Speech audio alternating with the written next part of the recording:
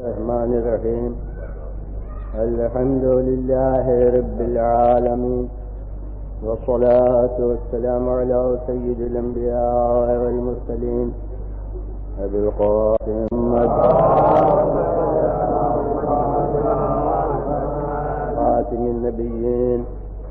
وآلہ الطیبین الطاہرین المعصومین. أما بعد فقد قال الله سبحانه في كتابه المبين وهو أصدق الصادقين جعلناك على شريعة من الأمر فاتبعها.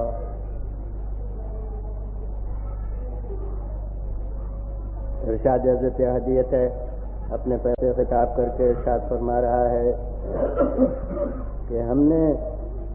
آپ کو ایک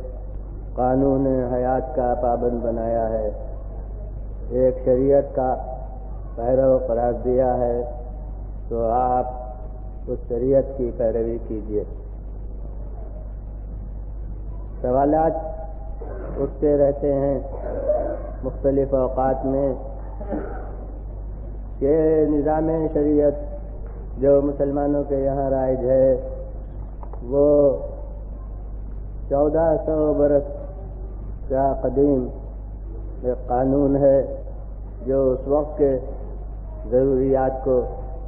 پیش نظر رکھ کے وضع کیا گیا تھا. اس لیے اب اتنی صدیوں میں کتنی تبدیلیاں ہو گئیں، کتنے تغیرات ہو گئے، لہذا اب وہ قانون اسی شکل میں باقی نہیں رہ سکتا، بلکہ موجودہ حالات کے تقاضوں کو دیکھتے ہوئے جو ضروری تبدیلیاں ہوں انہیں ان کا اس قانون میں ہونا چاہیے. پھر ان تبدیلیوں کے ماوراء کچھ احکام اسلامی کے متعلق انسانی جذبات کے پیش نظر یہ سوال اٹھایا جاتا ہے کہ ان میں تبدیلی ہونا چاہیے، کیونکہ یہ عام انسانی ضمیر کے تقاضوں کے مطابق نہیں ہے. مثلا بیٹوں کی موجودگی میں پوتے کو میراث کا نہ ملنا، اسے کہا جاتا ہے کہ یہ بہت ہی زیادہ غیر ہمدردانہ قانون ہے، اس لیے کہ وہ پوتا یا نوازا ایک تو اس کے باپ یا ماں کو اللہ نے اٹھا لیا، وہ بے بس اور بے نوا اس حیثیت سے ہو گیا، اور اب خاندانی وراثت بھی اس کو نہ ملے، اور اس کے دوسرے چچا وہ میراث لے جائیں، جبکہ وہ ممکن ہے صاحب حیثیت بھی ہوں، ممکن ہے کہ وہ مستفی بھی ہوں، وہ برسر کار بھی ہوں، اور یہ بچے ابھی نوعمر ہوں، یہ کم سن ہوں، یہ زندگی کے اپنے ضروریات کو پورا کرنے سے قاصر ہوں. تو پھر یہ قانون کے ان کے ہوتے ہوئے اس پوتے کو یا نواسے کو نہ ملے، یہ غیر منصفانہ معلوم ہوتا ہے. مگر میں نے عرض کیا کہ اس کا تعلق کسی دور زمانہ سے نہیں ہے، بلکہ اس کا مطلب ہے شروع سے جو قانون اسلام رہا ہے اس پر اعتراض. یہ تبدیلی کا مطالبہ نہیں ہے، بلکہ مسلمانوں سے اپنے ہمیشہ کے قانون کو غلط سمجھنے کا مطالبہ کہ وہ اب آج گویا جس چیز کو کہ صحیح سمجھتے رہے تھے اسے اب غلط سمجھنے لگے، اور یہ مانے کہ وہ شروع سے ہی یہ قانون درست نہیں تھا. اسی طرح تعدد ازواج کا مسئلہ ہے کہ کہا جاتا ہے کہ کتنی غیر منصفانہ بات ہے کہ عورت کو تو کوئی آزادی حاصل نہ ہو اور مرد کو اتنی آزادی دے دی جائے کہ وہ بوقت واحد 4 بیویاں رکھ سکے. یہ بہت ہی غیر منصفانہ بات ہے. اسی طرح طلاق کا مسئلہ ہے کہ مرد کو حق طلاق اسلام نے رکھ دیا ہے، حالانکہ مرد عورت میں جب برابری ہے تو یا تو دونوں کو حق طلاق ہوتا یا کسی ایک کو بھی نہ ہوتا، لیکن یہ ان دونوں میں فرق قرار دینا کہ ایک کے لیے حق طلاق قرار دیا جائے اور ایک کے لیے حق طلاق قرار نہ دیا جائے، یہ بھی کچھ انصاف کے خلاف معلوم ہوتا ہے۔ غرض یہ دو رخوں سے تبدیلی شریعت کا مطالبہ ہو رہا ہے۔ میں نے عرض کیا کہ کل کہ یہ جتنے بھی مطالبات ہیں سب شریعت کے بعد شعبوں سے متعلق۔ شریعت کے شعبے چار ہیں، ایک عبادات کا باب ہے، تو یہ ابھی تک جو صدائیں اٹھ رہی ہیں یہ عبادات کو زیر بحث نہیں لا رہی ہیں، یعنی یہ مسلمانوں سے نہیں کہا جا رہا ہے کہ تم نماز اس طرح نہ پڑھو اس طرح پڑھو، یہ نہیں کہا جا رہا ہے کہ تم روزے اس طرح نہ رکھو اس صورت سے رکھو، حج کے بارے میں یہ نہیں کہا جا رہا ہے کہ تم حج میں یہ طریقے بجا نہ لاؤ دوسرے طریقے بجا لاؤ۔ تو یہ موجودہ دور کے جو تقاضے ہیں سیاست کے یا تجدد پسندی کے، ان میں عبادات کو ہاتھ نہیں لگایا جا رہا۔ اس کے بعد جو عقود اور معاملات کے آئین ہے،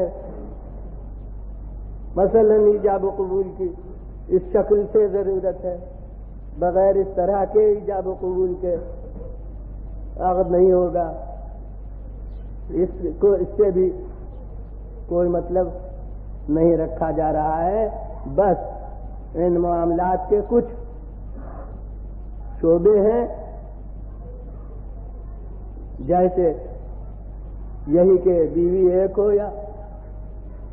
کئی بیویاں بھی ہو سکتی ہیں،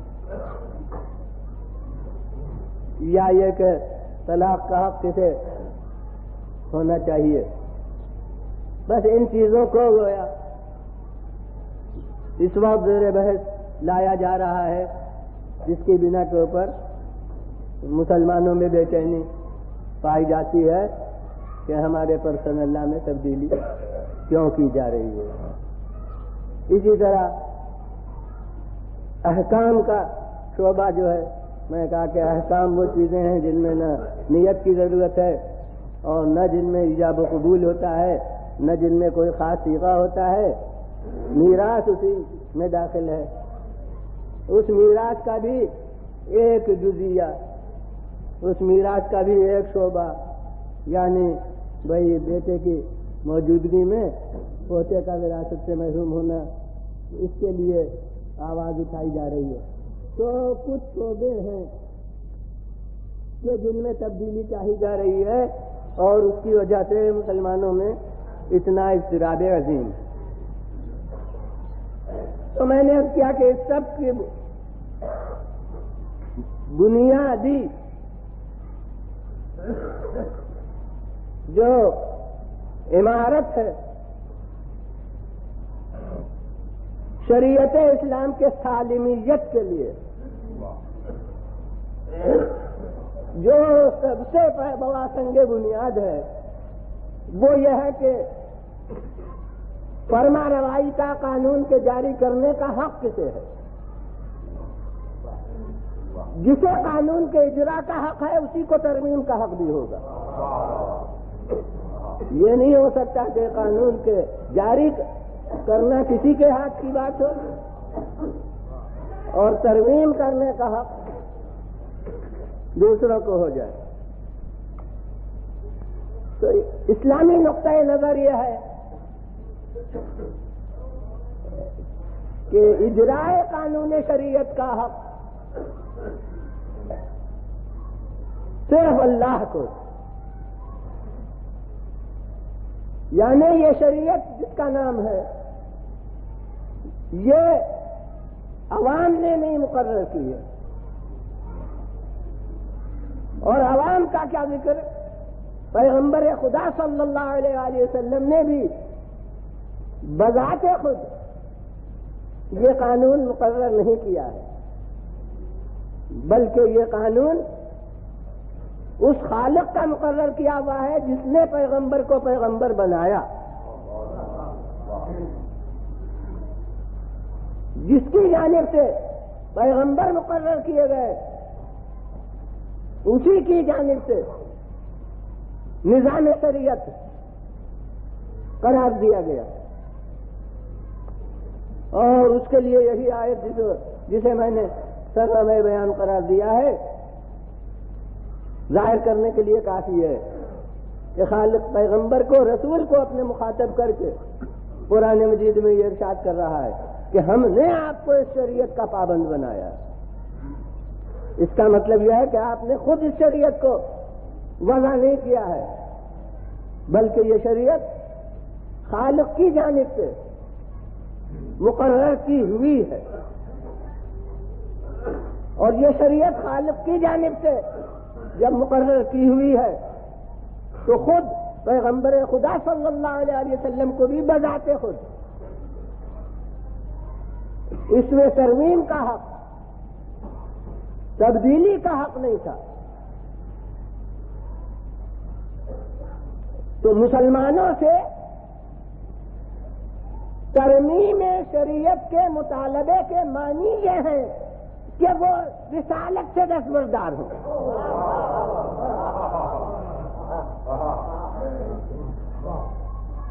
تبدیلی شریعت کے مطالبے کے معنی یہ ہیں کہ وہ قرآن کو کلام الہی سمجھنا چھوڑ دیں، تبدیلی شریعت کے معنی یہ ہے کہ وہ جو اس وقت کے کافر کہتے تھے کہ یہ قرآن اور یہ شریعت پوری یہ بشر کا کام ہے،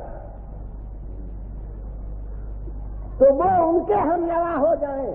اس کے معنی یہ ہے کہ 1400 برس کے بعد اب مسلمانوں سے مطالبہ یہ ہے کہ وہ کافر ہو جائیں۔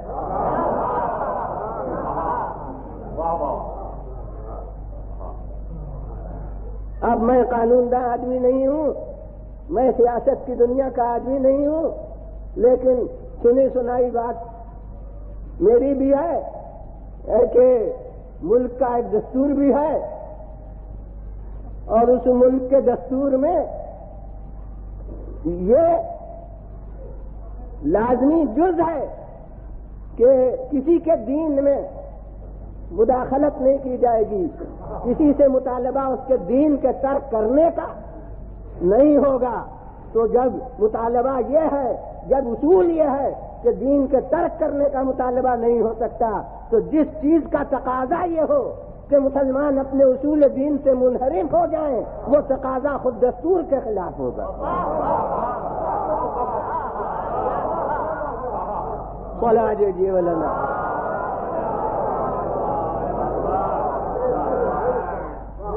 پھر بلند آواز سے بولا۔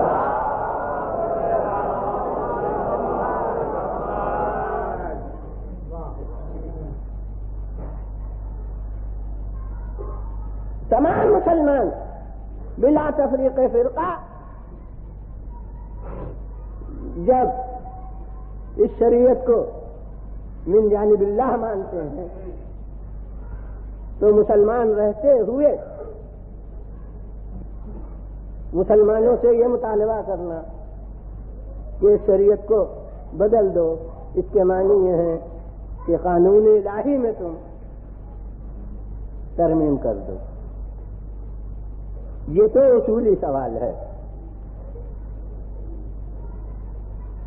مگر اس کے بعد میں نے خود مسلمانوں کے کچھ مکاتب خیال کو سامنے رکھتے ہوئے یہ عرض کیا کہ جس اصول کا آدمی پابند ہو اس کے تمام تقاضوں کا خود اسے بھی پابند ہونا چاہیے۔ یہ کہ قانون من جانب اللہ ہے، اس میں تبدیلی کا حق کسی کو نہیں ہے. یہ اصول تو سب کے نزدیک مسلم، مگر اس اصول کا تقاضا یہ ہے کہ پورے حکمرانی کے نظام کو بھی من جانب اللہ مانا جائے، اور اس میں کسی اپنی رائے کو دخل نہ دیا جائے. جب جزیات نظام میں عوام کی رائے کو دخل نہیں ہے تو کلیہ نظام میں عوام کی رائے کو دخل کیوں کر ہو سکتا ہے؟ خالق نے ارشاد فرما دیا کہ لہ الخلق والامر، اسی کے لیے خلق کرنے کا حق ہے مخصوص، اور اسی کے لیے امر کا حق ہے، یعنی فرمان جاری کرنے کا حق بھی صرف اسی کو ہے. جب خلق کرنا بھی اسی کا حق ہے اور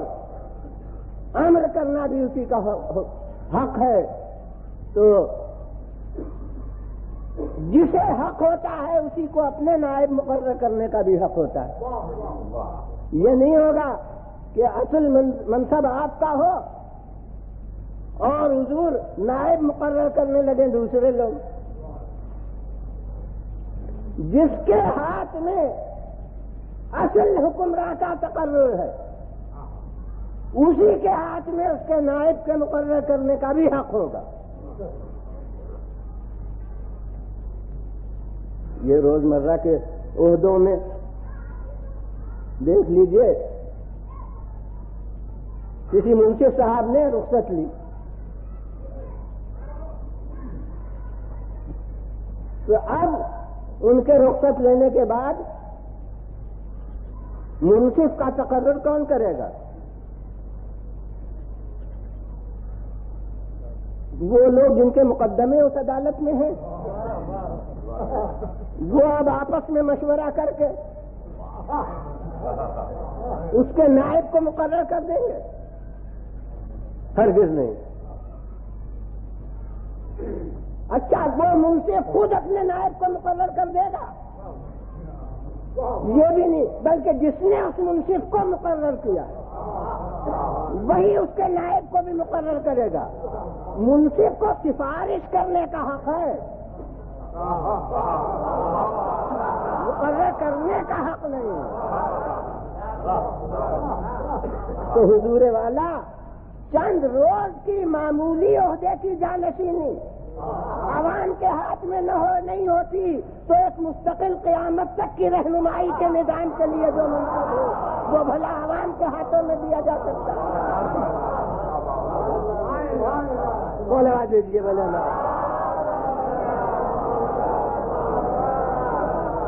پھر بولے نا آواز تو بولے.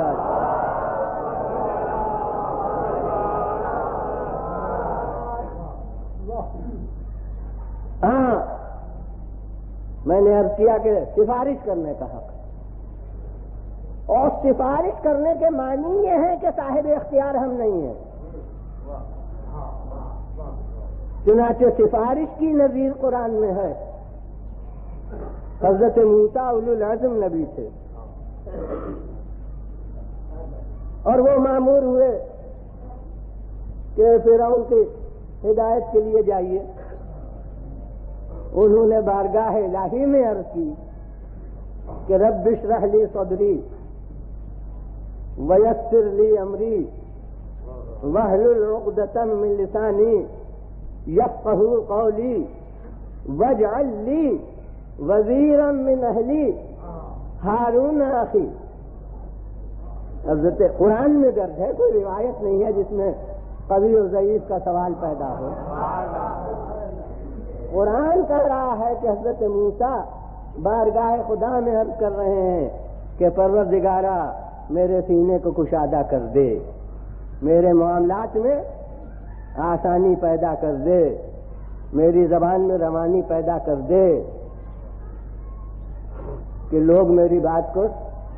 سمجھیں، ان کے ذہن نشین ہو. اور پروردگارا تو میرے اہل میں سے میرا ایک وزیر مقرر کر دے ابھی تو عام بات کہی میرے اہل میں سے،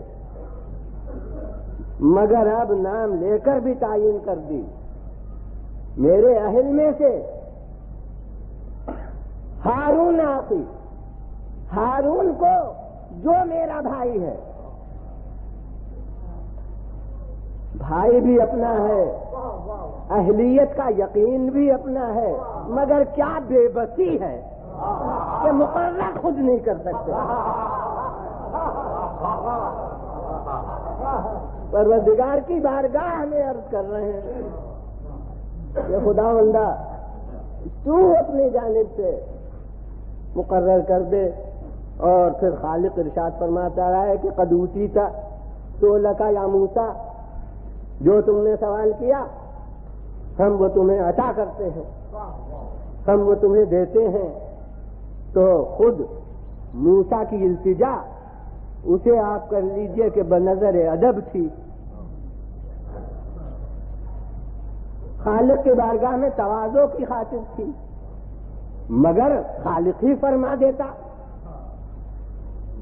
کہ ارے مجھ سے کہنے کی کیا ضرورت ہے، جب تم خود اہل سمجھتے ہو تو قرار دے لو۔ مگر موسیٰ پیش کر رہے ہیں اور خالق کہتا ہے کہ تمہاری ارزاش ہم نے قبول کی۔ اب محاورہ چاہے استعمال نہ ہوتا ہو مگر میں وضع کرتا ہوں، اور آج کل کے ترقی پسند لوگ تو محاورے بتایا ہی کرتے ہیں، تو جناب یہ محاورہ میں وضع کرتا ہوں کہ یہ اجماع ممکن و واجب ہے اس پر کہ منصب کا تقرر سوا اللہ کے کوئی نہیں کرتا۔ بولے بات بھیجیے والا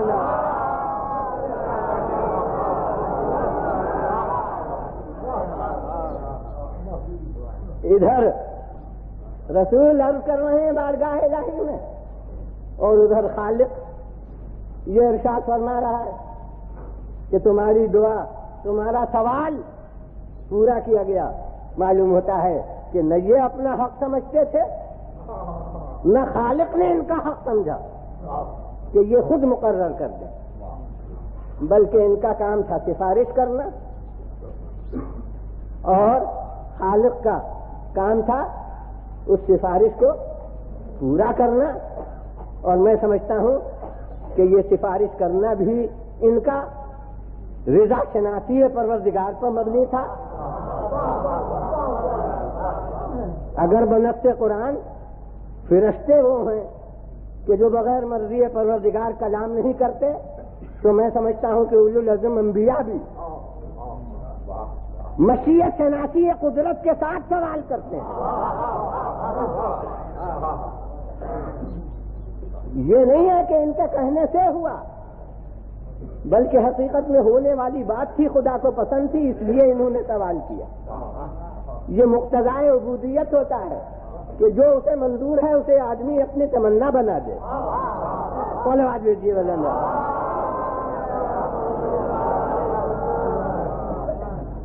اور اس کے لیے ایک اور منزل میں میں مثال دیا کرتا ہوں۔ حضور والا یہ جو آپ کا بحمدللہ روزمرہ کا عمل ہے، یہ جو درود آپ بھیجتے ہیں، اس کے معنی کیا ہے؟ ایک دفعہ درود بھیج دیجیے تو میں پھر الفاظ دوں۔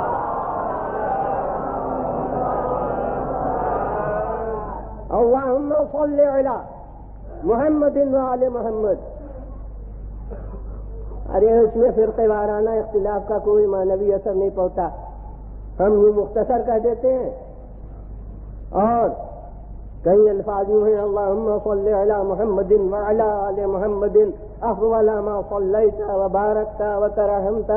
علی ابراہیم وآل ابراہیم انک حمید مجید وصلی علی جمیع الانبیاء والمرسلین۔ وہ اسی کا خلاصہ ہے، تو جس میں فرقے وارانہ اختلاف کا کوئی خاص اثر نہیں ہے، سب کے نزدیک اللہم صلی علی محمد و آل محمد یا علی آل محمد یہ بنیادی جز ہے۔ تو معنی کیا ہے کہ پروردگارہ اپنی رحمت نازل فرما، حضرت محمد مصطفیٰ صلی اللہ علیہ وآلہ وسلم اور ان کے آل طاہرین پر، تو اب ہر مسلمان ذرا فیصلہ کرے کہ کیا ہمارے کہنے سے وہ مورد رحمت بنیں گے؟ ارے وہ تو مورد رحمت پہلے سے ہیں، بلکہ خالق نے جب حکم دیا ہے صلوات کا تو اپنا عمل پہلے بتا دیا تھا کہ ان اللہ وملائکتہ یصلون علی النبی یا ایھا الذین آمنوا صلوا علیہ وسلموا تسلیما۔ اللہ اور اس کے ملائکہ تو درود بھیج ہی رہے ہیں، اے اہل ایمان تم بھی درود بھیجو۔ تو اس کے حکم سے ہم یہ دعا کرتے ہیں، تو ہمارے کہنے سے کیا وہ مورد رحمت بنیں گے؟ نہیں، ہرگز ہمارے کہنے سے مورد رحمت نہیں بنیں گے، وہ تو مورد رحمت ہیں، بلکہ یہ اپنی وفاداری کا تقاضا ہے کہ جسے وہ مورد رحمت بنائے ہوئے اسے ہم بھی اپنے معیار نظر کی بلندی کا ثبوت دیں۔ صلوات دیجیے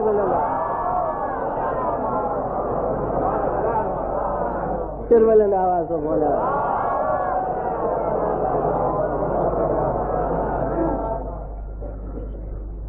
تو بس یہی حیثیت ہے میرے نزدیک حضرت ابراہیم نے جو دعا کی، یہ نہیں ہے کہ ان کے کہنے سے جناب ہارون وزیر بنا دیے گئے، بلکہ انہیں اللہ کا منشا معلوم تھا اور اسی منشا الہی کی بنا پر انہوں نے بارگاہ الہی میں التجا کی، دعا کی۔ تو حضور جناب موسیٰ کی شریعت کے ضروریات محدود تھے، تھوڑے عرصے کی نیابت، تھوڑے عرصے کی وزارت، وہ بھی اللہ کی طرف سے، جب تک نہ ہو اس وقت تک پیغمبر بے بس ہے۔ تو پھر جہاں قیامت تک کے ضروریات دین و دنیا وابستہ ہوں، وہاں پیغمبر کو بذات خود کہاں اختیار ہے، بلکہ خالق کی طرف سے حکم ہوتا ہے، خالق کی طرف سے تقرر ہوتا ہے۔ اب جب خالق کی طرف سے تقرر ہوا، نظام حکومت اس کی طرف کا ہو گیا، تو اب قانون زندگی بھی اسی کی طرف کا ہے۔ یہ قرآن کافی نہ ہو، کیونکہ ہم نے اس شکل میں اتارا ہے کہ کافی نہ ہو، تب تو لوگ کہہ رہے ہیں کافی ہے۔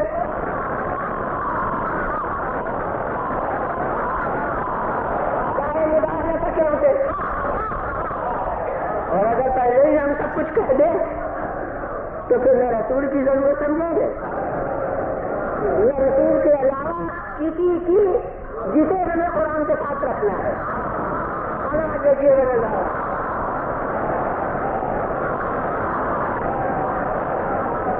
پھر بنے لایا سے کرو۔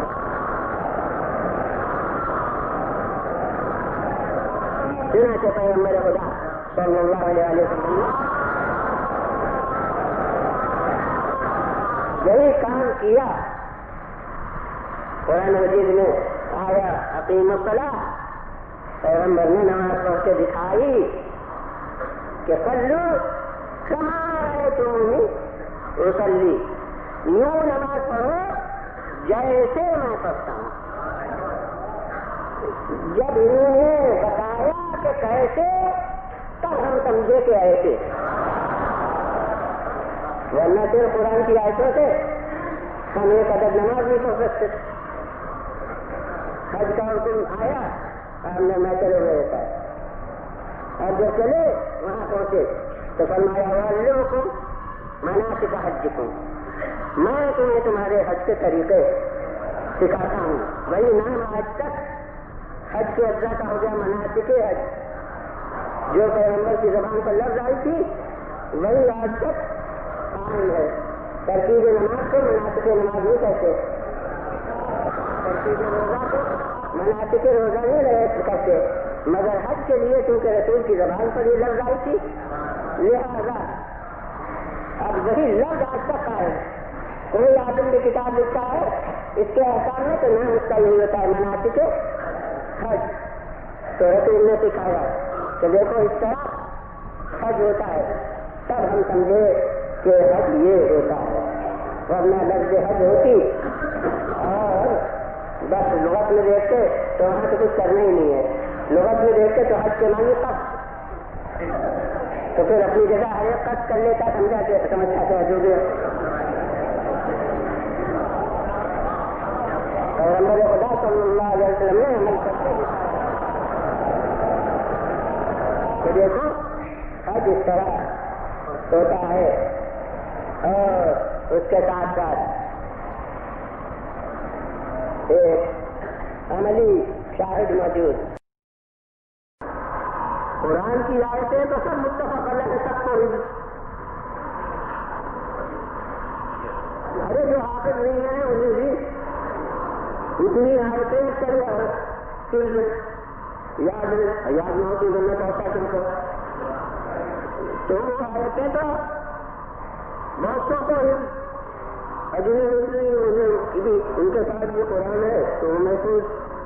جب چاہیں نکال لے، ترجمے کی مدد سے دیکھ لیں، 24 میں دیکھ لیں نماز کہاں کہاں نماز کا حکم ہے، تو وہ آیتیں سب محفوظ اور متفق علیہ طور پر، یعنی ان نماز کی آیتوں میں یہ بھی نہیں کہ کوئی اس کو مانتا ہو کوئی نہ مانتا ہو، بلا تفریق فرقہ سب مسلمان متفق، لیکن اب ترکیب نماز قرآن میں ہے نہیں، پیغمبر نے دیکھا، پیغمبر نے پڑھ کر نماز نکالی کہ کم آ رہے تم وہیں اسمبلی نماز پڑھو جیسے میں کہتا ہوں، اب جیسے دو کا مجموعہ 4، ویسے میں کہتا ہوں کہ قرآن کی آیتیں تو سب یاد ہیں، مگر وہ دونوں نے کہا تھا کہ ایسے پڑھو، بس جہاں تک یاد رہا کہ رسول نے ایسا پڑھا وہاں تک متفق علیہ۔ تشریف لائیے ڈائمنڈ کیسٹ سینٹر، نزدیک شیعہ کالج، بزازا، لکھنؤ۔ اگر قرآن کافی ہوتا تو حالات قرآن کے متفق علیہ ہوتے ہوئے اختلاف تو ہوتا نماز میں، معلوم بات قرآن کے ساتھ کوئی چیز تھی، اس چیز کو جہاں تک یاد رکھا وہاں تک اس میں یاد رکھا، اور جہاں سے اس میں بھول ہوئی کسی نے جا کے جنہوں نے یاد رکھا وہ اسی طرح کہیں گے۔ تشریف لائیے ڈائمنڈ کیسٹ سینٹر، نزدیک شیعہ کالج، بزازا، لکھنؤ۔ نہ کوئی نمازی بنا جان کے نماز غلط پڑھے گا، مجبوری کی بات ہے، کہ اس ذریعے کو ایسے اسباب ہوئے کہ یاد نہیں رہا، لہذا اختلاف ہو گیا، تو میں کہتا ہوں کہ وہ تو مشاہدہ ثابت کر رہا ہے کہ قرآن کافی نہیں ہے، اس کے ساتھ کچھ اور تھا، جہاں تک وہ یاد ہے وہاں تک تمام امت متفق، جہاں سے بھول کا سلسلہ شروع ہوا وہاں سے اختلاف پیدا ہو گیا، وہاں سے امت کے فرقے ہو گئے، تو یہ نتیجہ ہم نے اس کے بعد اب پیغمبر خدا صلی اللہ علیہ وسلم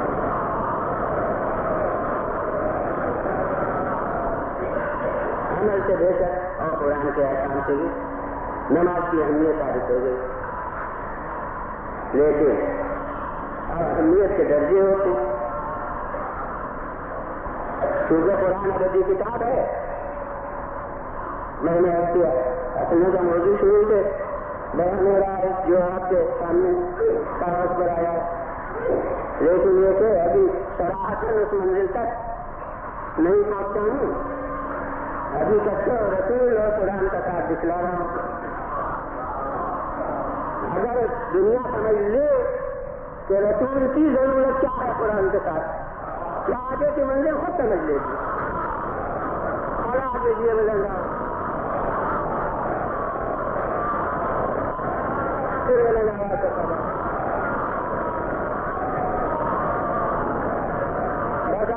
बच्चे के बयान को आगे बढ़ा के खत्म मस्जिद की मंजिल तक पहुंच सकूं, इसलिए बावजूद के अभी ये सिलसिला नहीं शुरू किया है। लेकिन मैं कहता हूँ कि आज जितना पैगंबर खुदा सल्लल्लाहु अलैहि वसल्लम के दौर में मौका मिला, उतना अहमियत एहसान की सामने आई, उतनी नौयत एहसान की सामने आई। मगर ये बात कीजिए कि कोई पैगंबर खुदा सल्लल्लाहु अलैहि वसल्लम के सामने हमेशा हजर में रहता होता, कभी सफर का उसे मौका ही नहीं मिलता रसूल के साथ, तो वो कभी खा के कह सकता है कि मैं रसूल के साथ रहा। कभी रोज की नमाज 2 रकअत नहीं हो सकती, कभी असर और ईशा की नमाज जो 4 रकअत की नमाज है वो 4 ही रकअत होगी, और सब अपने उसकी सच होंगी, क्योंकि उसके सामने वो सूरत हाल नहीं पैदा हुई जिसमें 2 रकअत हुआ सकती है। लिहाजा वो कसमें खाएगा और बिल्कुल सही कहेगा कि हाँ 4 ही रकअत होती है। अब अगर सफर में कभी पैगंबर खुदा सल्लल्लाहु अलैहि वसल्लम के साथ गया और उसने देखा कि हालत सफर में यहाँ से नमाज पढ़े खड़ी या रोजा तर्क करवाया, तो वो कहेगा कि हाँ बेशक मालूम है कि जैसे हालात पैदा हुए वैसा अमल रसूल सामने आया। उतने ही लोगों ने समझा। सफर कीजिए, मिसाल के तौर पर कहता हूँ कि अब एक वक्त थोड़ी बूंदे पड़ रही है, पैगंबर खुदा सल्लल्लाहु अलैहि वसल्लम नमाज पढ़ते रहे और बूंदे पड़ती रही। अब मुसलमान की समझ में आया कि हाँ नमाज इतनी अहम चीज है कि अगर आदमी थोड़ा सा बूंद दी जाए, थोड़ी सी बूंदियां भी पड़ जाए तो नमाज छोड़ना नहीं चाहिए। यानी शायद ये अमल न होता तो समझता कि बस जब जरा बूंदियां आई,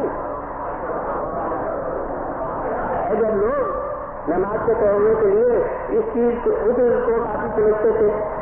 कि ताजिर लोग आ गए हैं, बाजे बजा रहे हैं, वो ऐलान कर रहे हैं ये कुरान का इजारा हो तिजारतें लड़की का कायमा, ये रसूल के पीछे से नमाजियों का जिक्र है जो इतनी मुअज्जम नमाज जमात में शरीक हैं। यहाँ पैगंबर नजर आ रहे हैं और कुरान जमात उधर जुम्मा की आयतें ऐसे बारे में है कि जब ये लोग देखते हैं कि कोई तिजारी की काफिला आ गया, समझते हैं कि चला जाएगा तो हमें खरीदो फरोख्त का मौका नहीं मिलेगा, या ये कि कोई बाजे गाजे की आवाज आ गई, तकरीर सभा का कोई जरिया, तो बस इनके साथ के देख गए आपके पीछे के लोग सीधा विचार हो जाते हैं। ये लंबी तर्जुमा है, इन सबको बस इधर उधर हो जाते हैं। तो जब इतनी की बात काफी है, यानी सिर्फ एक हद नफ्स का मौका जा रहा है या मकाते दुनिया जा रहा है, तो अब अगर तकलीफ भी हो रही है दुनिया का हो रही है कंप्यूटर करते के जमाने में, तो जना आदमी समझता कि इस हालत में जरा को बर्दाश्त करने के बजाय नमाज छोड़ गए। अब अगर पैगंबर को देख लेते कि नहीं दूरियां पढ़ रही हैं और आप फिर भी नमाज पढ़ते रहते, तो अहमियत नमाज का ऐसा दर्जा सामने आता जो न कुरान की आयतों से समझ में आया था और न अब तक के रसूल के अमल से समझ में आया था। अब अगर रसूल की जिंदगी में कभी मौका न आया हो कि 3 बरस रहे हो नमाज रहे, तो इसके मानिए कि अहमियत नमाज का एक नुक्ता अभी पर्दे में रह गया।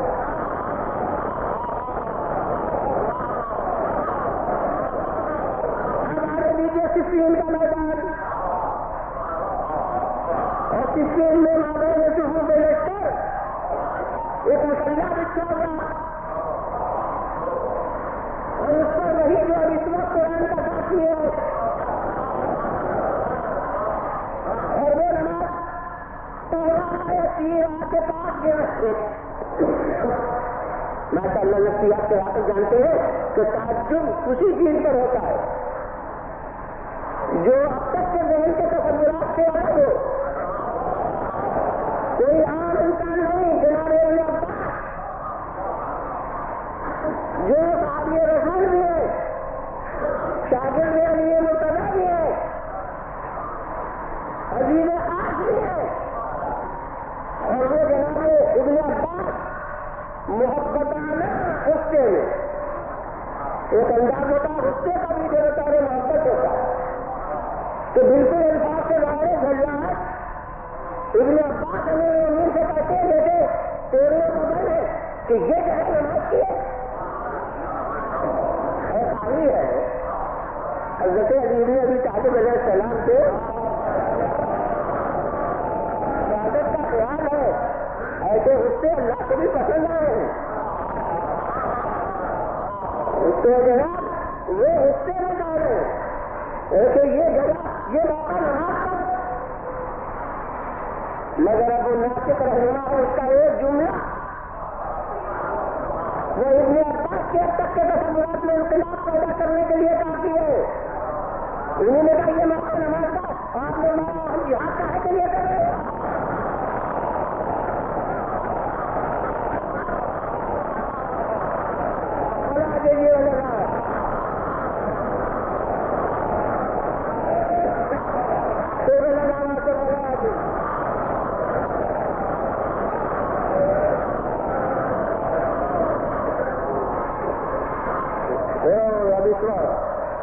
جو اہمیت نماز کا پہلو سامنے آیا وہ اس کے پہلے جب جناب عباس کے ابن عباس کے ذہن میں نہ تھا تو کسی اور کے ذہن میں کیا ہوتا ہے. اب آپ نے دیکھا کہ قرآن کے ساتھ فائدے کا کیا فائدہ ہوتا ہے.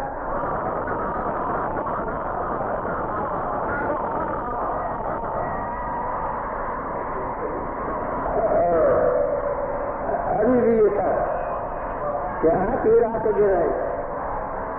مگر ساتھ والی اتنی جماعت ہے جو مقابل کے سامنے نظر راجما ہونے کے لیے کافی ہے. اب اگر ایسا وقت آ جائے کہ کوئی اسی سلسلے کی کمی ہو اور نماز کا وقت آئے اور آپ چوکر کرو کہ 72 اس کے ساتھ، ارے 72 تو شروع جنگ میں تھے، اب تو جو یہ معلومہ ہو چکی جس کا نام تاریخ میں حملے ہوا ہے، جس میں 50 سے ایک دم شہید ہو چکے، تو اب 72 کہاں ہے؟ اسی کم تعداد ہے اور ادھر 30,000 ہے.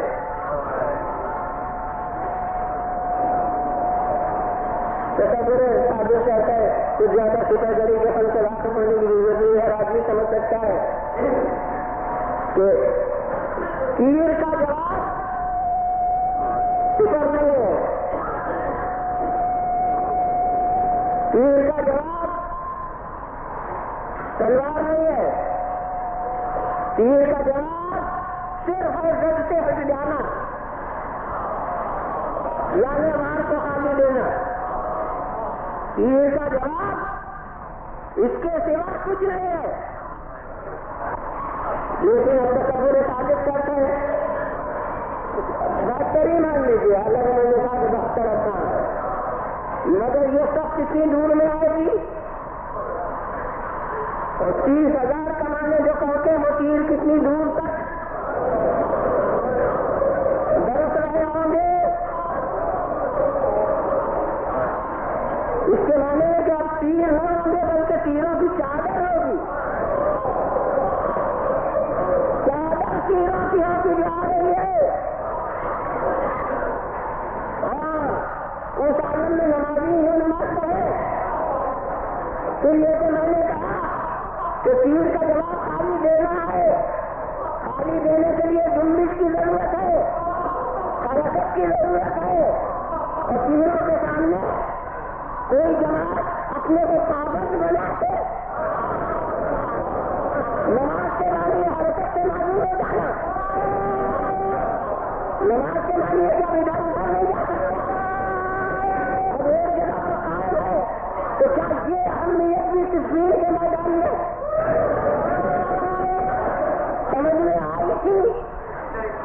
کہ آپ تو ایک سب کی دیکھا ہو ہماری سمجھ میں آ رہی ہے. ادھر نماز ہو رہی ہے ادھر پی رہا ہے اور یہاں بس دو مجاہد سب جماعت سے الگ رکھے گئے کہ تم دو اس پوری چادر کو روکو اور ہم نماز پڑھتے رہے. بلا شبہ انہوں نے اشاروں سے بھی نماز بھی انہوں نے اشاروں سے ادا کر. میں ایک دن طے کر چکا ہوں کہ یہ تو حقیقت ہے کہ اس جماعت میں نہیں شریک ہو سکے جو جماعت امام کے پیچھے تھی, لیکن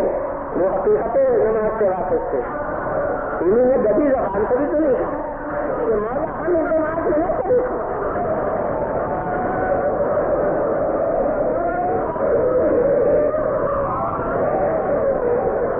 نہیں بس ادھر حکم ہو گیا, ادھر وہ سامنے کھڑے ہو گئے اور اپنا نمازی میں تیر اتنے کھا دیے کہ کھڑے ہونے کی قوت نہ تھی, مگر طے کر کے کھڑے ہوئے تھے کہ مولا نماز پڑھیں.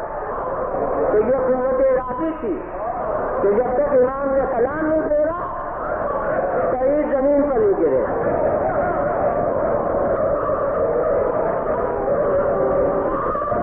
بس ادھر امام نے سلام پھیرا ادھر صحیح زمین پر گرے. اور میں کہتا ہوں کہ کیونکہ اس جماعت میں شریک نہ ہو سکے اس لیے شاید اب دوبارہ اپنے صحت عمل کی تصدیق چاہتے ہیں. جو امام سے پوچھا ہے کہ یاد عبداللہ کیا مولا میں نے حج سے وفا ادا کر لیے؟ امام فرماتے نام وفا کا جزاک اللہ خیرا, ہاں تم نے حج سے وفا ادا کی, اللہ تمہارا شمار, اللہ تمہیں جزائے خیر عطا فرمائے. جس طرح مسلمانوں کو دعائیں دی تھی جب انہوں نے کہا مولا نماز تاکہ ہاتھ کے تاکہ جماعت ہو جائے, انہوں نے دعائیں دی تھی کہ وقت کو صلاح تم نے خود سے نماز کو یاد کیا, اللہ تمہارا شمار نمازیوں میں کرے. ویسے ہی اس وقت ان کو دعائیں دے رہے ہیں کہ خدا تمہیں جزائے خیر عطا فرمائے. اور اس نے رد کر چکا کہ کس مجتہد میں طاقت ہے جو یہ فیصلہ کر سکے کہ ان کی نماز افضل جنہوں نے مولا کے پیچھے نماز پڑھی یا ان کی نماز افضل جنہوں نے مولا کو نماز کا وقت دی.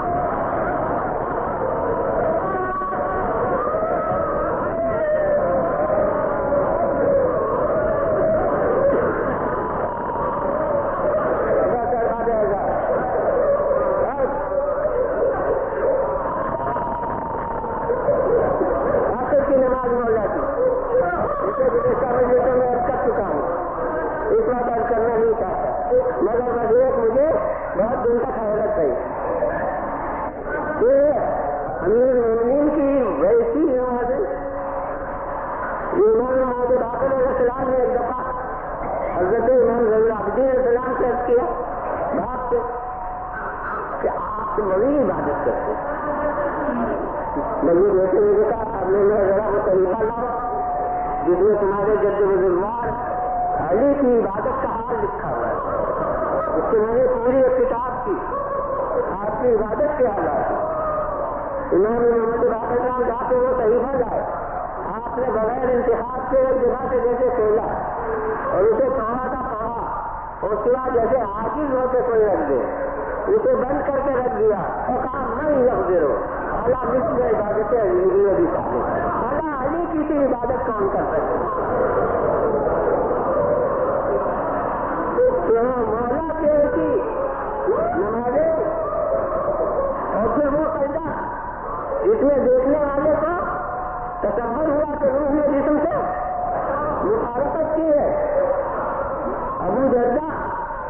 کھانے جناب سجدہ پڑا روتے ہوئے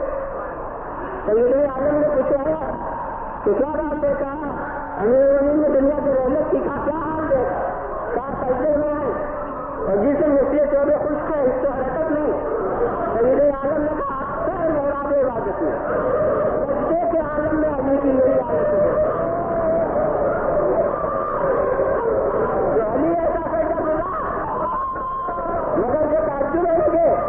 اتنی عبادت کرنے والا، اتنا سجدے کرنے والا، بے شمار لڑکا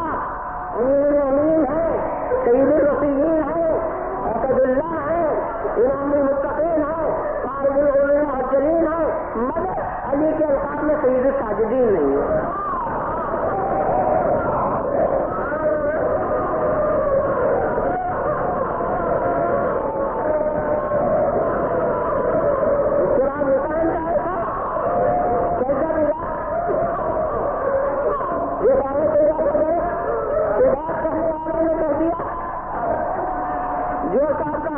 کہ سجدے سے بیٹھتا ہے، جو مزدور کی طرف تنہا جو اشارہ ہے، معبود کی طرف تو ایسا سجدہ کرنے والا جو نہ ماننے والے کو بھی خدا کو ماننا دے، اس کے سجدے کو دیکھ کے خدا کو ماننے لگے تو ایسا سجدہ ملا۔ اور پھر کیا کرو کہ وہ سجدہ ملا جس کی عمر سجدہ ختم ہی نہ ہوئی ہو۔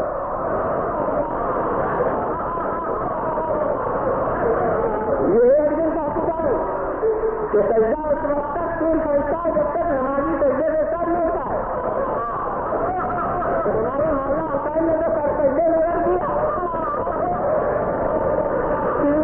آیا بھی نہیں کر سکتے، ان کا سجدہ ختم نہیں کر دیا، کسی اور نے سجدے کو نہلے کر سر کو نہلے تک پہنچا دیا۔ تو یہ اس کا عمل ہے، ان کا عمل تو سجدہ کرنا ہی تھا اور انہوں نے سر اپنا اٹھایا نہیں، تو ایسا سجدہ کرنا ہے۔ اس کے لیے القاب مجھے معلوم ہے، سید الشہداء ہے، سید الصابرین ہے، اور ایک مختصر نام بھی اس کا ہے، وہ دور ائمہ میں بھی ہو گیا تھا کہ وہ پہلا مظلوم۔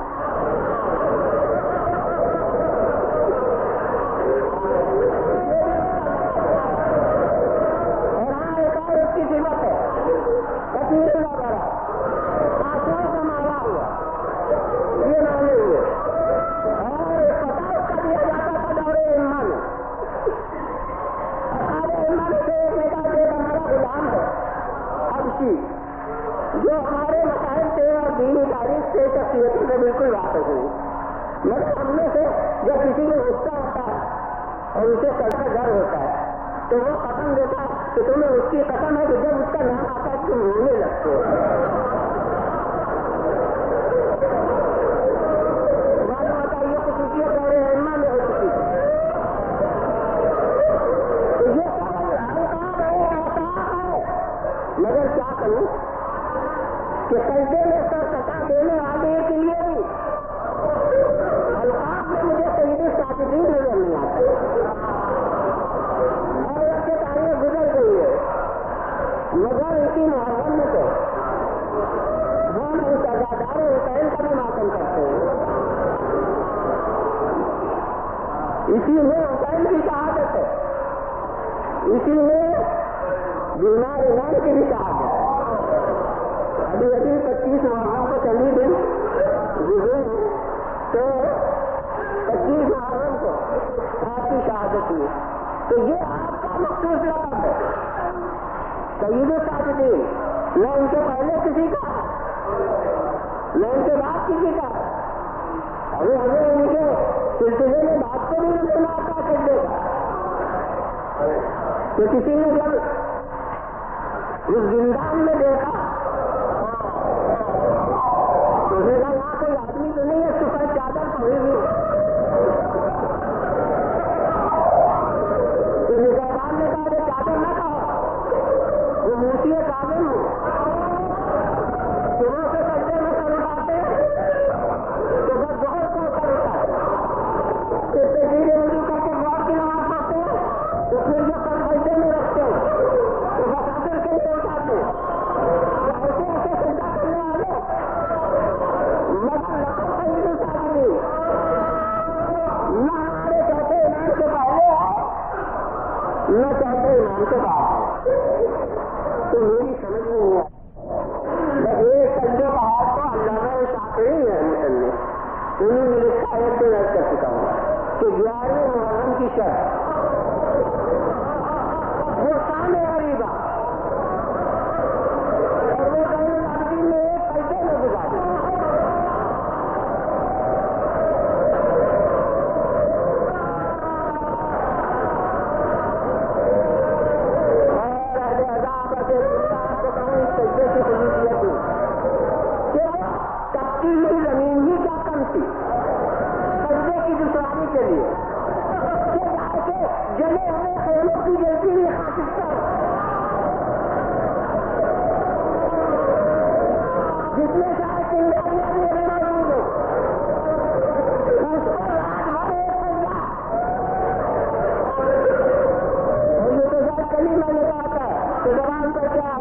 لا الہ حقا حقا صدقا صدقا شکرا شکرا شکرا جس کی کہہ رہے ہیں وہ بھی آخر کے عمل میں ایک سجدے کی حالت میں کرتے ہیں. تو یہ سجدہ یہ تو ایک تاریخ کی نگاہ میں دیکھا اور اس کے بعد کربلا کے کوفے پر اور کوفے سے شام تک کس عالم میں سجدے کیے. یہ سمجھ لیجیے کہ گلے میں آئے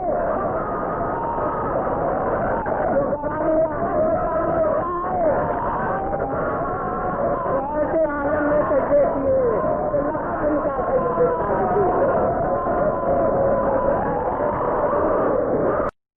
youtube.com کے لیے مہاکوی مرزا جمال کی پیشکش.